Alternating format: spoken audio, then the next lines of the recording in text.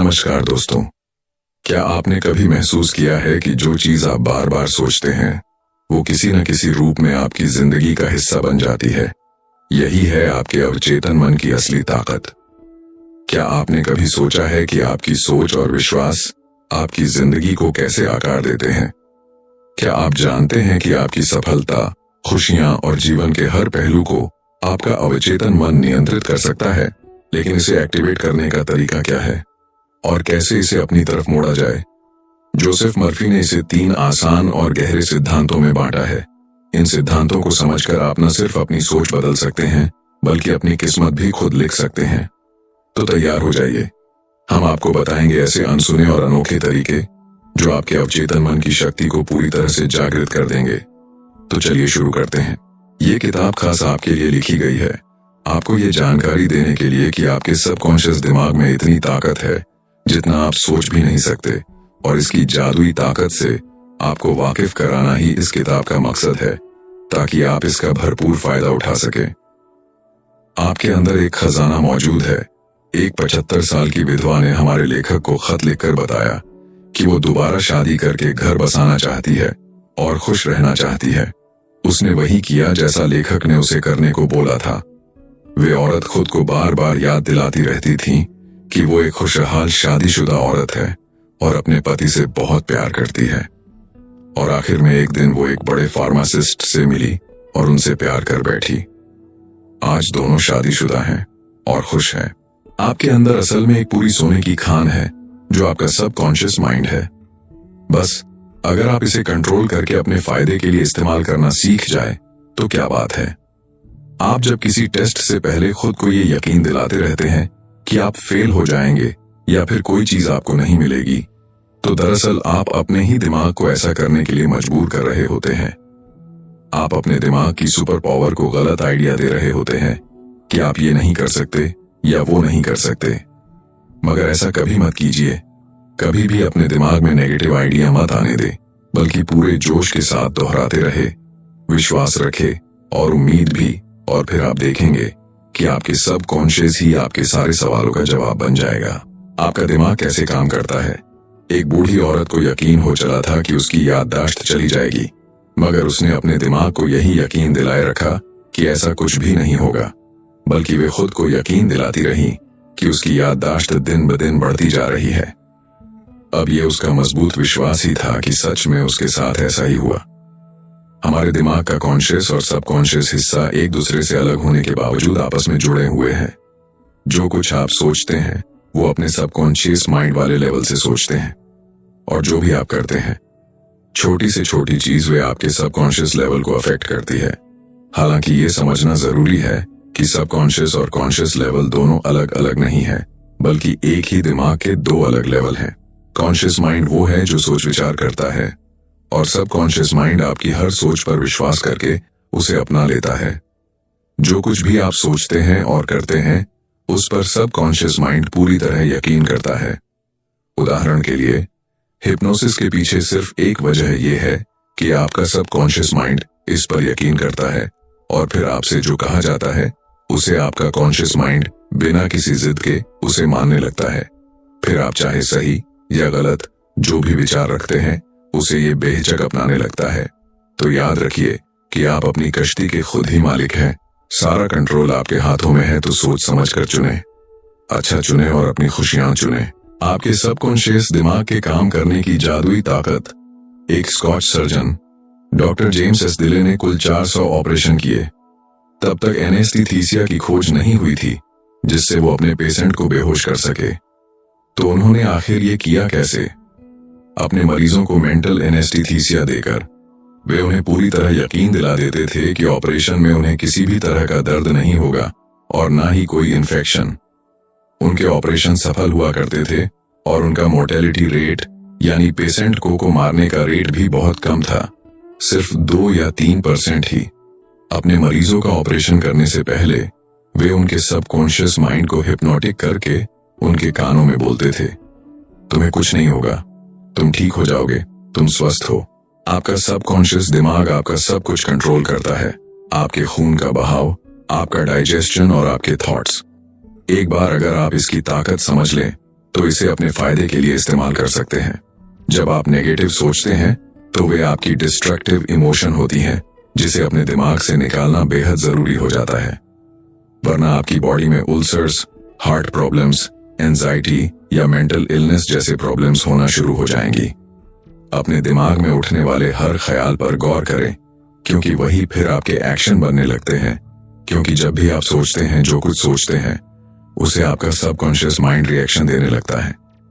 तो जब भी आप सोए उससे पहले मन में एक इरादा करें, एक टारगेट चुनें और खुद से ही कहे कि आप उसे पूरा करना चाहते हैं। आप कुछ भी सोच सकते हैं, अपनी अच्छी सेहत, पैसा या फिर लोगों के साथ अपने रिश्ते के बारे में भी।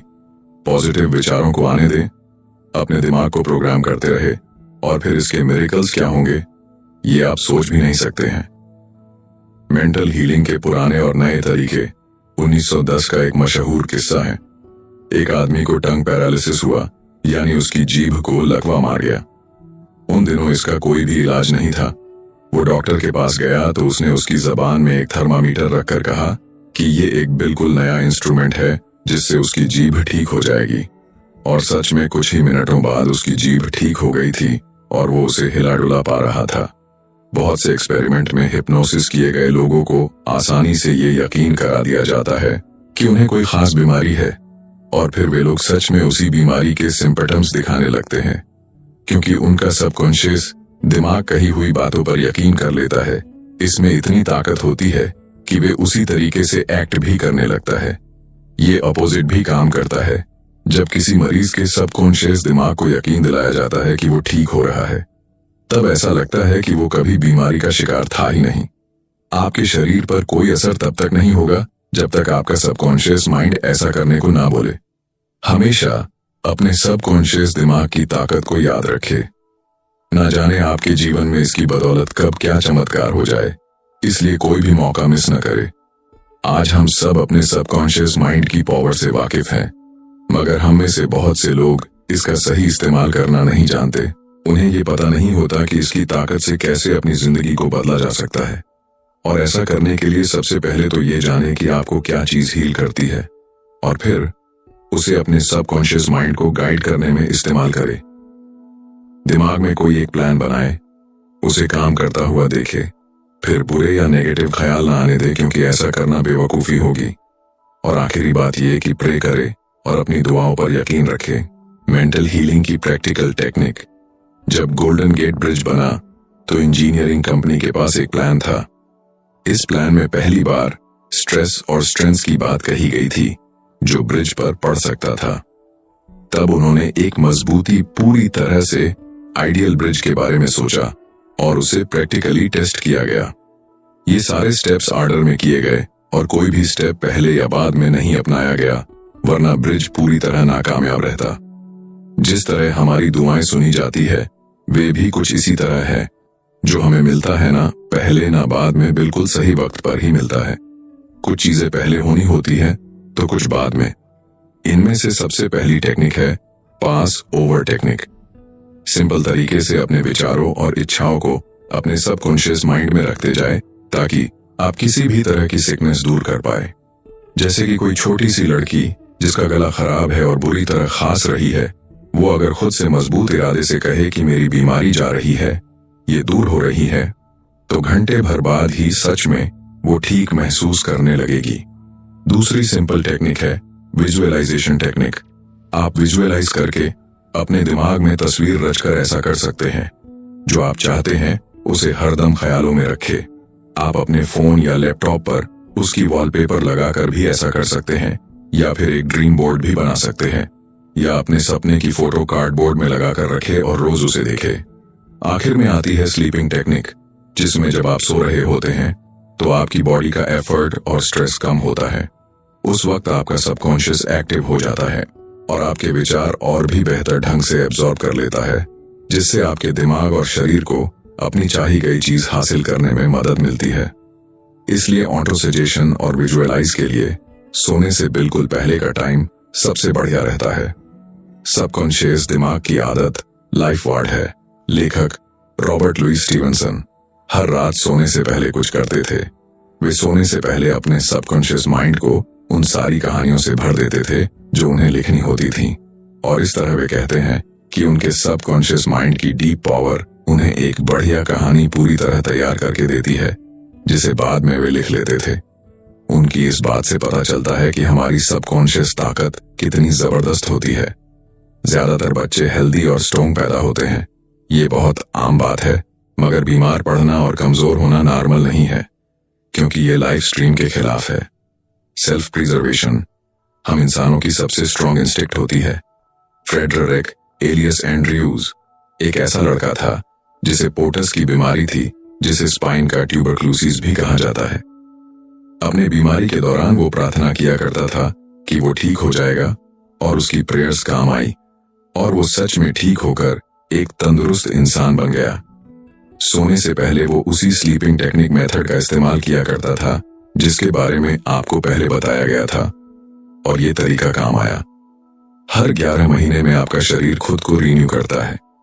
अपने नेगेटिव विचारों को पॉजिटिव में बदलिए, क्योंकि यही स्ट्रीम ऑफ लाइफ है कि हम हेल्दी रहे, स्ट्रॉन्ग बने और बिना किसी नेगेटिविटी, डर, एंजाइटी और जलन की भावना से दूर रहे, क्योंकि ये आपको बहुत सी बीमारियों का शिकार बनाती है। तो इन सब से बचने के लिए हमेशा पॉजिटिव सोचें। जो रिजल्ट आप चाहते हैं उन्हें कैसे पाया जाए। एक बार एक मकान मालिक था जो फर्नेस रिपेयरमैन से इस बात पर लड़ रहा था, क्योंकि वो एक बॉयलर को ठीक करने के $200 मांग रहा था। मकान मालिक ने कहा कि यह बहुत ज्यादा रकम है। इस पर रिपेयरमैन ने जवाब दिया कि वो मिसिंग पीस के सिर्फ $5 ही मांग रहा है, बाकी के $195। तो वो अपनी इस काम की नॉलेज होने की फीस ले रहा है। ठीक इसी तरह आपका सबकॉन्शियस माइंड भी बहुत होशियार है, जिसमें पास आपके शरीर, मन और आत्मा की हर तकलीफ और दुख दर्द करने के अनेक तरीके हैं। हमारे फेल होने का एक जरूरी वजह होती है कि हमारे अंदर मोटिवेशन और कॉन्फिडेंस की कमी होती है, क्योंकि जब लोग ध्यान लगाकर कोई प्रार्थना कर रहे होते हैं तो कई बार उन्हें उस पर उतना गहरा यकीन नहीं होता जितना कि होना चाहिए। उनके मन में नेगेटिव विचार चलते रहते हैं, और यही वजह है उन्हें अपनी प्रार्थना का जवाब नहीं मिलता। इसलिए अपने कॉन्शियस और सबकॉन्शियस के बीच कॉन्फ्लिक्ट दूर करने के लिए सोने से पहले स्लीपिंग टेक्निक का इस्तेमाल करें। अपने सपनों को पूरा होता हुआ देखिए। अपने सबकॉन्शियस की पावर को पैसे और अपने अमीर होने के लिए कैसे इस्तेमाल करें। लेखक का एक दोस्त सालाना $75,000 कमाता है, यानी लगभग 55 लाख रुपए। वो एक बार दुनिया घूमने के लिए 9 महीने की लंबी छुट्टी लेकर एक क्रूज पर गया। उसने खूब पैसे उड़ाए, मजे किए, और जब वो वापस काम पर लौटा तो उसने कुछ महसूस किया कि उनके कई साथी जो उनसे बिजनेस के बारे में ज्यादा जानते थे और इवन बेहतर काम कर सकते थे, लेकिन वो सारे उनसे छोटे पोजीशन में ही रह गए थे और उनसे कम सैलरी लेते थे। ऐसा क्यों था? क्योंकि उन सबको ना तो अपने सबकॉन्शियस की पावर के बारे में ना तो कोई नॉलेज थी और ना ही कोई इंटरेस्ट, और इसीलिए उनके कोई बड़े सपने भी नहीं थे। ऐसे लोग एक तरह से क्रिएटिविटी से भी कोसों दूर होते हैं। सच तो यह है कि कोई भी रातों रात अमीर नहीं बनता, सिर्फ सोचने भर से। इसके लिए आपको सबकॉन्शियस माइंड में कुछ नए आइडिया सोचने होंगे, इसे मोटिवेट करना पड़ेगा, तभी तो ये आपको अमीर बनने में मदद कर पाएगा। इसे मोटिवेशन देते रहे कि आप अमीर हैं, आप प्रॉफिट कमा रहे हैं, और आपका सबकॉन्शियस जो नए विचार आपको देगा उन पर काम करना शुरू कर दे। जो आप कहे उसे पर पूरी तरह यकीन करे, क्योंकि आपका सबकॉन्शियस तभी उन आइडिया को एक्सेप्ट करेगा जब आप अपने कॉन्शियस माइंड में भी उन्हें एक्सेप्ट करेंगे। अगर आपको ज्यादा पैसे कमाने की चाहत नहीं है तो फेल होने की राह में यही पहला कदम होगा। सबसे पहले तो ये विचार दिलो दिमाग से निकाल फेंके कि पैसा सब बुराई की जड़ है, क्योंकि जब आप इसे बुराई मानकर नफरत ही करेंगे तो भला इसे कैसे अपनी तरफ अट्रैक्ट कर सकते हैं। पैसे से नफरत करेंगे तो आपके हाथ कुछ नहीं लगने वाला।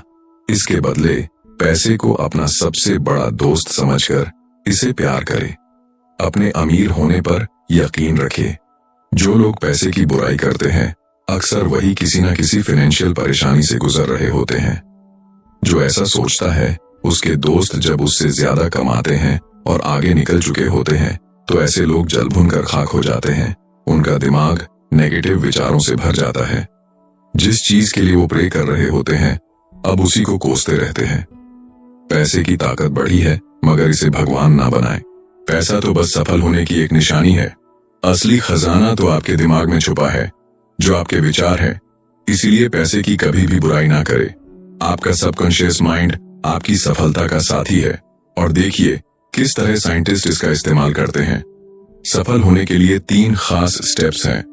स्टेप 1, अपने पसंद की चीजें करें जिनसे आपको खुशी मिलती हो। अगर आपको पता नहीं कि वो क्या है, तो उसे जानने के लिए पूरे दिल से प्रार्थना करें। स्टेप 2, किसी एक खास चीज में महारत हासिल करें। जो आपको पसंद हो उसके बारे में ज्यादा से ज्यादा जानकारी रखें। जैसे कि मान लो आपको डेंटिस्ट का काम पसंद है, तो इसकी किसी खास ब्रांच में स्पेशलिस्ट बन जाए, जैसे एंडोडोंटिक्स या ओरल सर्जरी या किसी और चीज में। स्टेप 3, जो भी आपको पसंद हो वो सिर्फ आप तक न सीमित रहे। सिर्फ आप ही नहीं बल्कि बाकी लोगों के भी काम आए। अपनी पसंद से दूसरों का भी भला करे तो बेहतर होगा। इन सब स्टेप्स को अपनाते वक्त अपने सबकॉन्शियस की पावर को कभी ना भूले। बहुत से साइंटिस्ट इस बात को जानते और मानते थे। एडिसन, मार्कोनी, आइंस्टाइन और बाकी बहुत से साइंटिस्ट अपने सबकॉन्शियस की आवाज सुनते थे और इसका उन्हें बहुत फायदा भी हुआ। बेहद कामयाब इलेक्ट्रिकल साइंटिस्ट टेस्ला को जब भी कोई आइडिया आता था, तो वो अपने ख्यालों में ही उसका इन्वेंशन कर लेते थे। वो जानते थे कि अपने सबकॉन्शियस का इस्तेमाल करके वो जो चाहे वो बना सकते हैं। उनका दिमाग उस पॉइंट पर पहुंच चुका था कि किसी भी डिजाइन के इन्वेंशन होने से पहले ही उनके दिमाग को उस डिजाइन का डिफेक्ट भी नजर आ जाता था। इसलिए इन्वेंट करने से पहले ही वे डिजाइन इस तरह बनाते थे कि उसमें कोई डिफेक्ट ना रहे, जिससे उनका पैसा और वक्त बर्बाद होने से बच जाता था। आपका सबकॉन्शियस और नींद, मैरिटल प्रॉब्लम्स और खुशियां एक ऐसी टेक्निक है जिसे मैं पर्सनली तब अपनाता हूं जब अगले दिन मुझे कोई काम होता है और मुझे मन में ये डर रहता है कि मैं टाइम पर उठ नहीं पाऊंगा। तो मैं दिमाग में सोचता रहता हूं और खुद को यकीन दिलाता हूं कि सुबह मैं टाइम पर उठ जाऊंगा। मैं तब तक इस बारे में सोचता रहता हूं जब तक मेरे सबकॉन्शियस माइंड में ये बात पूरी तरह बैठ नहीं जाती, और फिर दूसरे दिन मैं एकदम टाइम पर ही उठता हूं। और ये टेक्निक आज तक फेल नहीं हुई, एक बार भी नहीं। ये बहुत सिंपल टेक्निक है, इसमें आपको कोई अलार्म भी नहीं चाहिए। हालांकि मैं फिर भी अलार्म सेट करके रखता हूं, मगर हमेशा अलार्म बजने से पहले ही मैं उठ जाता हूं, जिससे पता चलता है कि सबकॉन्शियस माइंड में कितनी पावर है। गाइडेंस का मतलब हमेशा किसी चीज से या पैसे की मदद से नहीं होता, और जरूरी नहीं कि जब आप जागे हुए हो तभी आपको गाइडेंस मिल सकती है। कई बार आपके सपने भी आपको गाइडेंस देते हैं। अपने सबकॉन्शियस की पावर को कभी अनदेखा ना करें। इससे न सिर्फ आपकी हेल्थ पर बुरा असर पड़ सकता है, बल्कि आपकी शादीशुदा जिंदगी पर भी। किसी के साथ जिंदगी भर का सफर निभाने के लिए आपका रिश्ता स्पिरिचुअल होना भी जरूरी है। जब आप किसी से मोहब्बत किए बगैर सिर्फ पैसे, पोजीशन या अपने ईगो के लिए शादी करते हैं, तो ऐसा रिश्ता कभी सच्चा नहीं होता। ऐसे रिश्ते लंबे समय तक नहीं टिक पाते हैं। शादी का बंधन किसी भी चीज से ज्यादा स्पिरिचुअल होना चाहिए, जहां दोनों पार्टनर के दिल एक साथ धड़कते हों, जहां वे एक होकर जिंदगी के सफर में कदम रख सके। आजकल लोगों का मानना है कि शादी हर प्रॉब्लम का जवाब है, लेकिन असल में ऐसा नहीं है। किसी को अपनाने से पहले आपको इसके लिए पूरी तरह तैयार होना पड़ेगा। अगर आप खुश नहीं हैं, तो अपने पार्टनर को कैसे खुश रख पाएंगे? अपने पार्टनर से ये उम्मीद मत कीजिए कि वे आपको हर खुशी देगा। खुद को खुश रखना आपकी जिम्मेदारी है, ना कि किसी और की। अपने सबकॉन्शियस को यकीन दिलाए कि आप अधूरे नहीं हैं, अपने आप में पूरे हैं। तभी आप किसी और से प्यार कर पाएंगे और शादी की जिम्मेदारी उठा पाएंगे। अपनी शादीशुदा जिंदगी में गलतियों को दोहराना एक बहुत बड़ी निशानी है कि आपके मन में नेगेटिव विचार भरे हुए हैं। आपका सबकॉन्शियस माइंड भी इन्हीं नेगेटिव विचारों को अपना रहा है। अगर गलती हो गई है तो उसे स्वीकार करके आगे बढ़ जाए। अपने साथी और अपनी शादी में यकीन रखे, ताकि आपका सबकॉन्शियस भी यही माने।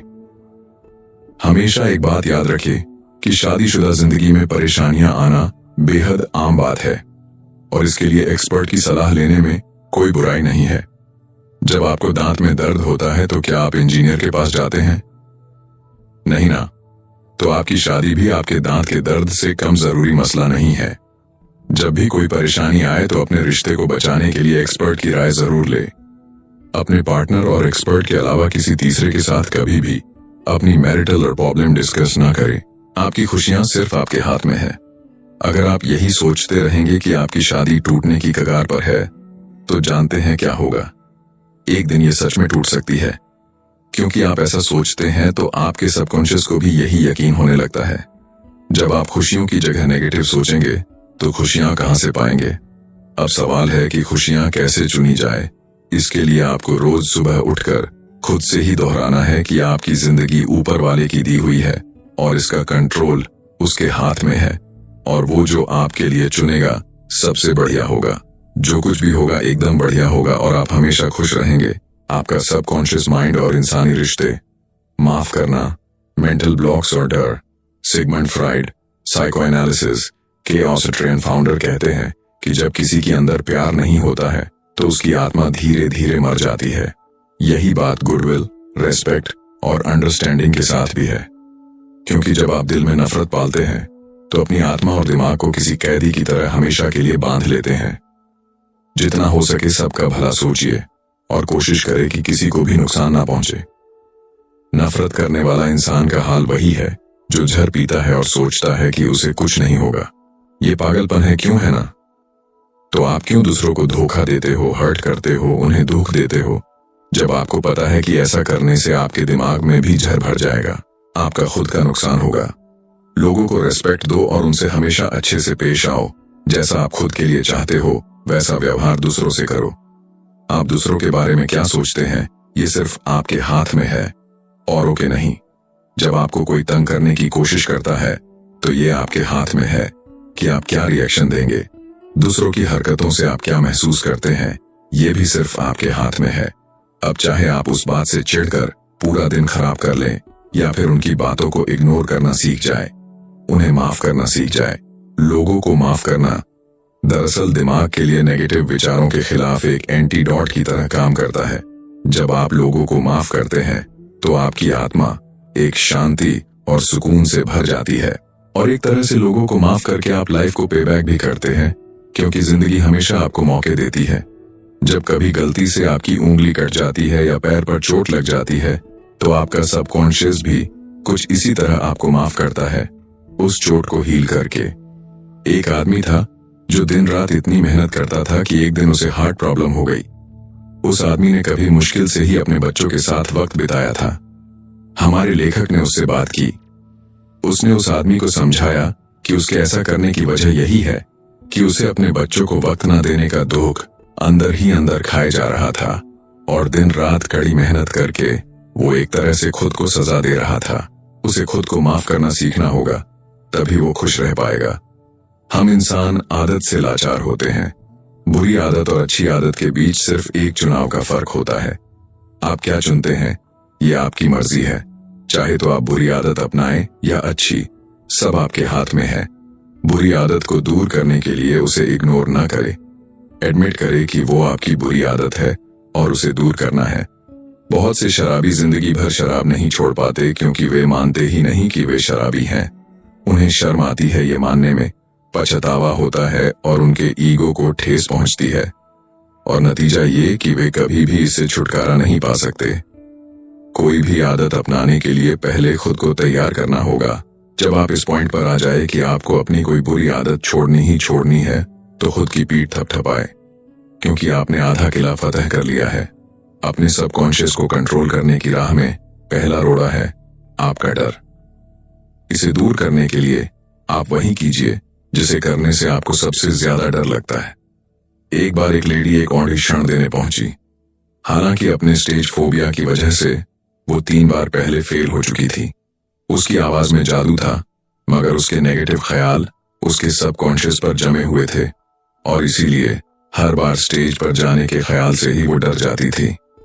उसने इसका जो इलाज निकाला वो बेमिसाल था। वो खुद को दिन में 3 बार कमरे में बंद कर लेती थी। एक चेयर पर बैठकर रिलैक्स होकर वो अपनी आंखें बंद कर लेती थी। फिर वो खुद में दोहराया करती कि उसके पास गजब की आवाज है जिसकी बदौलत वो किसी का भी दिल जीत सकती है। वो खुद से 10-10 बार कहती थी कि उसे स्टेज पर डर लगता। जिस दिन उसका ऑडिशन था उसके एक रात सोने से पहले उसने ये टेक्निक दोहराई, और कमाल की बात है कि ये काम कर गई। वो ऑडिशन देने के लिए स्टेज पर चढ़ी, बहुत ही खूबसूरती से गाया और लोगों पर अपनी आवाज का जादू चला दिया। जवां दिल कैसे बने रहे हमेशा। लेखक के एक पड़ोसी को रिटायरमेंट इसलिए लेनी पड़ी क्योंकि वे 65 साल के हो गए थे। उस आदमी ने लेखक को कहा कि उसके लिए रिटायरमेंट किंडरगार्टन से फर्स्ट ग्रेड में जाने जैसा है। उसके लिए ये जिंदगी और विजडम की राह में एक और कदम रखने जैसा है। उसका सोचना कितना सही है। हमें उम्र को इसी तरह लेना चाहिए। उम्र का मतलब सिर्फ सालों का पड़ाव तय करना नहीं है, बल्कि अनुभवों और समझदारी के अलग अलग पड़ावों से गुजरना है। और यही मरते दम तक चलना चाहिए कि हम जिंदगी का भरपूर फायदा उठाते रहे। 65 से 90 साल की उम्र के बहुत से साइंटिस्ट ने यही किया है। उन्होंने जिंदगी को भरपूर जिया, अनुभव लिए और बहुत कुछ सीखा। जिन्हें मरने से, बूढ़ा होने से डर लगता है, उनके अक्सर ऑर्गन फेल हो जाते हैं। वे उम्र के नेचुरल प्रोसेस को समझना नहीं चाहते, इसलिए मरने से डरते हैं। कंक्लूजन। दोस्तों, ये बुक जोसेफ मर्फी ने लिखी है और इसे पब्लिश किया है ओडी बुक ने। The power of your subconscious mind की समरी। इस किताब ने हमें सिखाया कि हमारी सोच और विश्वास ही हमारे जीवन की असली कुंजी हैं। अगर आप अपने अवचेतन मन को सही दिशा में प्रशिक्षित करते हैं तो आप वो सब कुछ हासिल कर सकते हैं जिसकी आपने कभी कल्पना की है। याद रखें, हर बड़ी सफलता की शुरुआत एक छोटे से विचार से होती है। अपने विचारों को सकारात्मक बनाएं, अपने अवचेतन मन की ताकत पर विश्वास रखें और देखें कि कैसे आपकी जिंदगी बदलती है। अगर आपको ये वीडियो पसंद आया हो तो इसे लाइक करें, शेयर करें और चैनल को सब्सक्राइब करना ना भूलें। और हमें कमेंट में जरूर बताएं कि आप इस किताब से क्या सबसे बड़ा सबक ले रहे हैं। मिलते हैं अगले वीडियो में। तब तक के लिए खुश रहें और अपने अवचेतन मन की शक्ति को जगाएं। धन्यवाद।